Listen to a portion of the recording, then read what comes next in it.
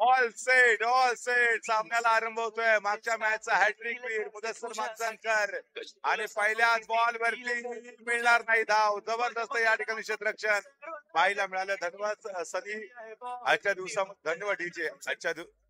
DJ DJ धन्यवाद धन्यवाद. आजच्या दिवसामध्ये सनी सर तुम्ही आलात, आपलं देखील मनापासून धन्यवाद. परंतु पुढच्या बॉल वरती मात्र टॅप खेळलाय सचिन याने.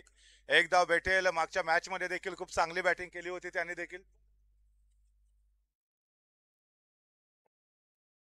तर यावेळेला पहिल्या ओव्हरमध्ये जास्तीत जास्त धावा सेट कराव्या लागतील. मागच्या मॅच मध्ये जर आपण बघितलं तर शेवटच्या बॉल पर्यंत रंगलेला सामना होता आणि अर्थातच श्री स्वामी समर्थने तो सामना जिंकला. आई महामाई 11 या टीमला पराजित करत. परंतु इथे अलॉंग द कार्पेट खेळायचं आहे. क्षेत्ररक्षण उत्तम आपल्याला पाहायला मिळालं. धाव मात्र भेटलेली नाहीये. धाव संख्या स्थिरावलेली आणि तदनंतर पुन्हा एकदा मुदस्सर मागजनकर चेंडू टाकण्यासाठी सज्ज होत आहेत. आतापर्यंत 2 धावा इथे वसूल केल्या. याही बॉलवरती चांगलं क्षेत्ररक्षण पाहायला मिळतंय. धावा मात्र भेटत नाही. स्ट्रगल संघर्ष करत हिरो ठरले होते. हॅट्रिक घेतली होती आणि आपल्या टीमच्या विजयामध्ये महत्वाची भूमिका देखील पार पाडली. परंतु ह्या बॉलवरती सिंगल येते. सिंगल डबल घ्याव्या लागतील. खराब बॉलवरती चौकार ठोकावे लागतील. 8 धावा झालेले आहेत 2 गड्यांच्या मोबदल्यामध्ये. 2.4 चेंडूचा खेळ आतापर्यंत पूर्ण झाल्यानंतर आकोट टप्प्याचा बॉल पुन्हा एकदा ऑन साइडला ड्राईव्ह करत सिंगल धाव जरूर प्राप्त केली गेली आणि 9 धावांवरती आता धावसंख्या. जय श्रीराम. श्रीरामनगर टेटवली या टीमची. तर दुसरीकडे मात्र अमिषा कन्स्ट्रक्शन या संघाची प्रभावी कामगिरी आपल्या सर्वांना पाहायला मिळाली. पुढे गेले. बॉल खेळण्याचा प्रयत्न आणि या प्रयत्नामध्ये फलंदाज माघारी परतलेत.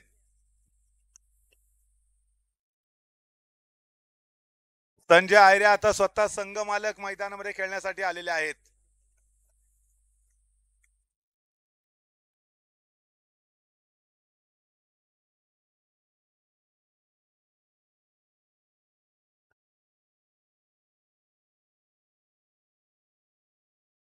नऊ धावा झालेले आहेत 3 गडींच्या मोबदल्यामध्ये. अमर पड्याळ शेवटचं षटक घेऊन गोलंदाजी मार्कवरती आपण सर्वजण पाहतोय. तर यावेळेला मात्र पुन्हा एकदा चेंडू हो धाव मिळणार नाहीये. संजय आयरे यांना धाव घ्यायची होती परंतु स्ट्रायकर बॅटर दीपक यांनी नकार दिला. धाव घ्याव्या लागतील इथे. किमान तरी 15-16च्या आसपास घेऊन जाणं गरजेचं असेल. जय श्रीरामच्या विरोधामध्ये अमिषा कन्स्ट्रक्शन टॉस जिंकला होता जय श्रीराम या टेटवली संघाने. परंतु तदनंतर होय हा बॉल देखील चांगला आहे.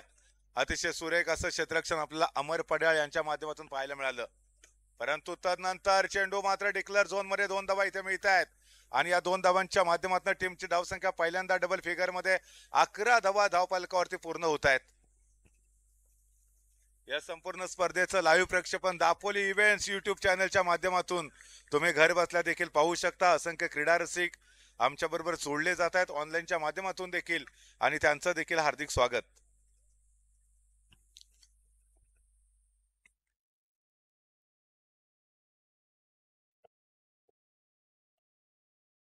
अमर पड्याळने मात्र खूपच चांगली गोलंदाजी केली. 4 बॉलमध्ये 2च धावा खर्च केल्या. यावेळेला धाव घेण्याचा प्रयत्न झाला. सक्सेसफुल प्रयत्न.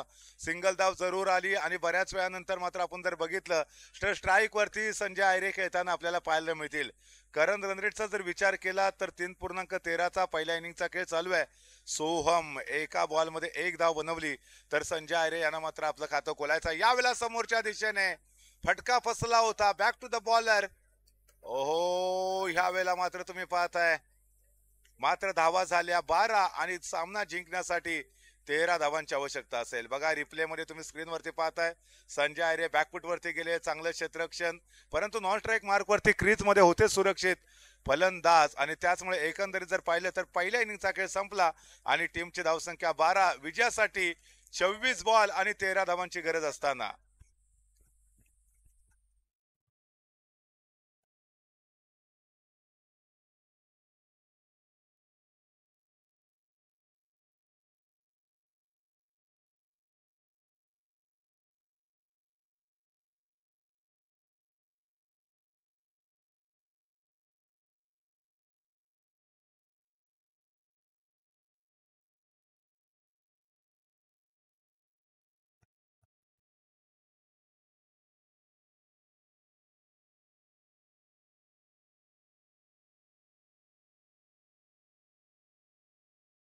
उद्या बरोबर 7:30 वाजता या ठिकाणी पहिला सामना खेळवला जाईल.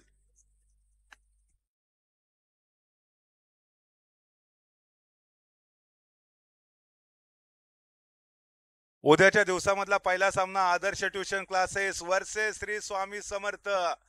म्हणजे दोन्ही विनर टीम मध्ये उद्याच्या दिवसातली फार महत्वाची लढत असेल, कारण दोन्ही टीम आजच्या दिवसातले दोन्ही सामने जिंकत टॉप वरती राहिलेले आपल्याला पाहायला मिळत आहेत. दरम्यान या ठिकाणी जर बघितलं तर सचिन आपल्याला गोलंदाजी ट्रॅक वरती पाहायला भेटेल. मुदस्सर मागजनकर पुन्हा एकदा बॉटम हँडचा चांगला वापर करत ऑन साईडला चेंडू ड्राईव्ह करत असताना सिंगल धाव जरूर प्राप्त केली आणि टीमची धावसंख्या 3 नंतर आता पुन्हा एकदा 1 ने वाढवतायत, 4 वरती पोहोचवतायत. विजयासाठी आता जर पाहिलं तर अगदी सोपं समीकरण करून ठेवलंय. 21 बॉल मध्ये 9 धावा बनवायच्यात. काहीसा एकतर्फी सामना होईल की काय असं चित्र मात्र निर्माण झालंय आतापर्यंतच्या खेळामध्ये. परंतु इथे जय श्रीरामचा संघ एवढ्या सहजासहजी बॅकफुट वरती जाईल का, तर जाईल, कारण इथे खराब क्षेत्ररक्षण आलंय आणि त्याचं रूपांतर 4 धावांमध्ये देखील होत आहे. 4 धावांच्या माध्यमातून तुम्ही पाहताय टीमची धावसंख्या आता पुढे सरकेल स्कोअरबोर्ड वरती. परंतु तदनंतर मुदस्सर मागजनकरचं यावेळेला मात्र आपण बघितलं चेंडू आणि बॅट यांच्यामध्ये संपर्क झाला नाही. 8 धावा झालेत इथे, परंतु चांगलं कमबॅक केले बॉलरने सचिन यांनी. 6 बॉलमध्ये 7 धावांवरती खेळतात मुदस्सर मागजनकर आणि त्याचबरोबर षटक क्रमांक पहिलं यावेळेला संपलेला आहे.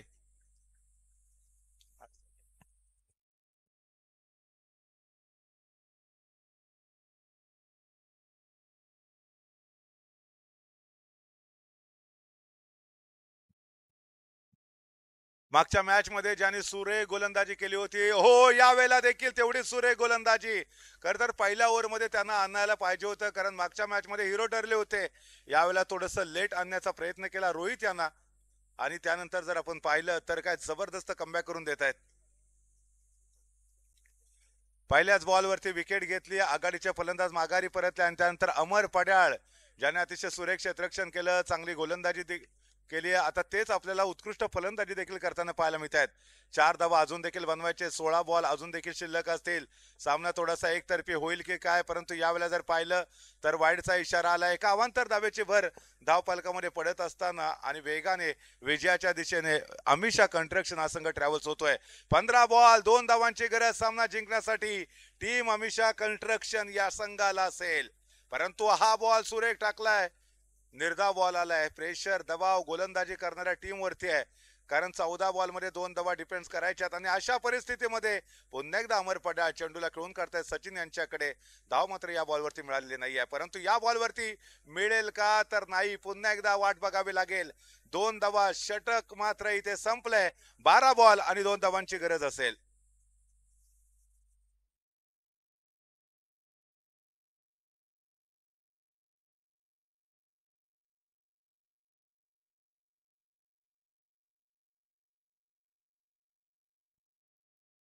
12 बॉल मध्ये 2 धावा बनवायचे आहेत आणि संजय आयरे स्वतः संघ मालक गोलंदाजीसाठी सज्ज होत आहेत.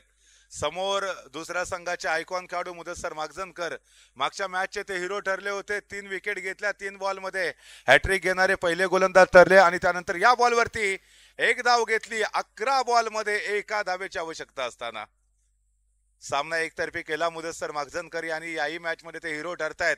जय श्रीराम या टीम वरती मात्र वर्चस्व प्रस्थापित जरूर केलं, परंतु हा बॉल चांगला होता. इथे रिव्हर्सचा एफर्ट करण्याचा प्रयत्न झाला. मोठ्या प्रमाणामध्ये चाहता वर्ग देखील इथे आलाय आणि इथे नो बॉल. सामना जिंकलाय टीम अमिषा कंस्ट्रक्शनने. विजय टीमचं मनपूर्वक हार्दिक हार्दिक अभिनंदन. आजच्या दिवसातला शेवटचा सामना. चला पंच